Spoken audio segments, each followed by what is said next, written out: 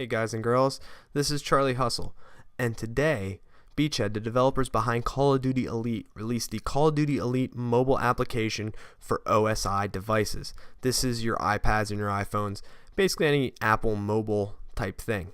Now, they did promise to release an Android app at a later date, but it appears they're rolling out the OSI device first to get the bugs worked out on that before they venture into the Android marketplace. So this video acts as a bit of a preview for our Android users and a bit of a user guide for our OSI users out there.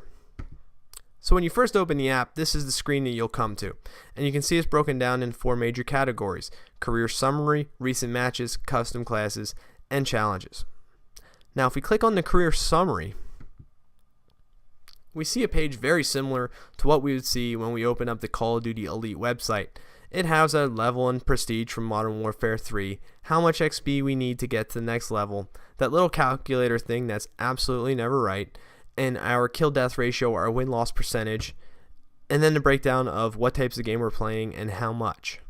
Not too much there, but some basic stats that I'm sure we all like to look at from time to time.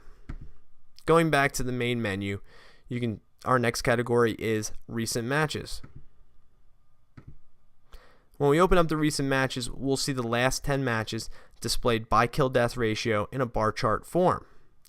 By clicking on the button in the upper right hand corner, we can change the bar chart into a line chart. Same information, just a different way to present it. If we click on the edit button, things get a little bit more interesting. Now we can look at it by kills, deaths, headshots, score per minute, assists, or XP. So there's a lot of different ways that we can look at the data from our last 10 matches and get a good idea of how we're doing depending on what we're trying to achieve. If we click on any one of the data points from our line chart or our bar chart, it will bring up a brief summary of that game in the white box below. Now if we click on the white box, that opens up a more in-depth summary of the game, and it will have some custom statistics from that game. Now the statistics change depending on the game type. For example, in domination, it will have points captured and points defended. Why for kill confirmed they didn't have confirmations and denies as one of their stats, I don't know. I would have really liked to see that, but either way, this is what we get with kill confirmed. Now at the bottom of your screen, we can click on a box and it will bring up the scoreboard from that game. And here you can see the scoreboard as you would see it in game. And we can actually sort it by some different functions as well. We can do scores, deaths, assists, or KD ratio. Now, if we click on the custom classes, this is where we bring up our custom loadouts that we have active in Modern Warfare 3.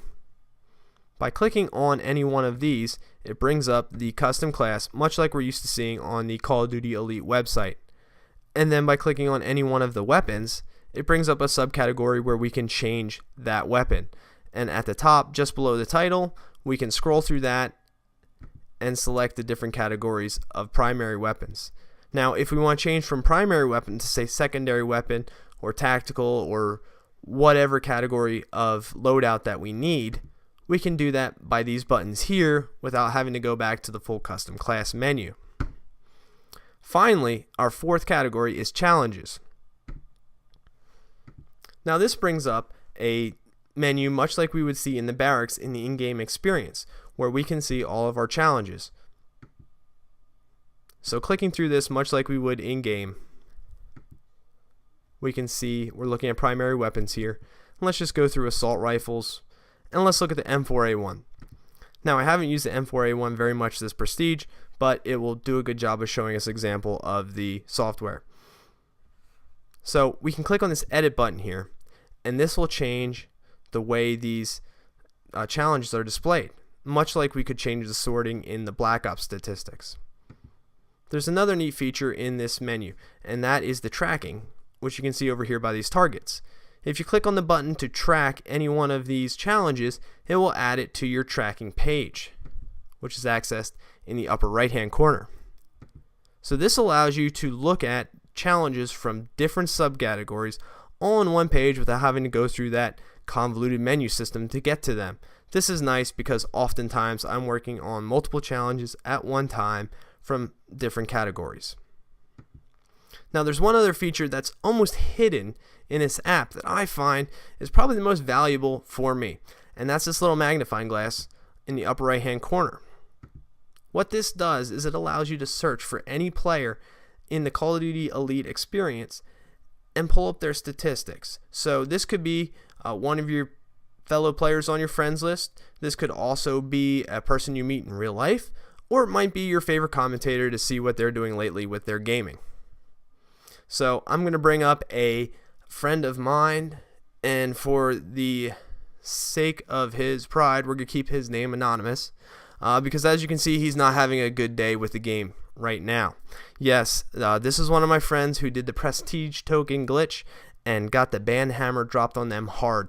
Not only did Infinity Ward see it fit to give them a 48-hour ban or just a reset, they added 10,000 deaths and 1,000 losses to their account when they started them over again. So they have quite the hole to climb out of right now after having glitched the game.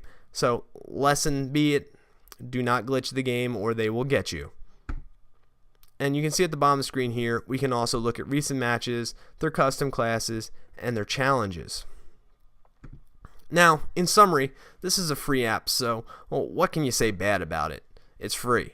But there are some things missing. I would have liked to see some more data on guns and weapons. I like using that because oftentimes it can be misleading about what's your best weapon and what's your best loadout. So I like to look at that. But there's something even more glaring that's missing, and that's the connect portion of the Elite experience. This is where Beachhead has built social networking into their site. You can join groups or you can build clans in this part of the website. However, it's not included in the mobile app.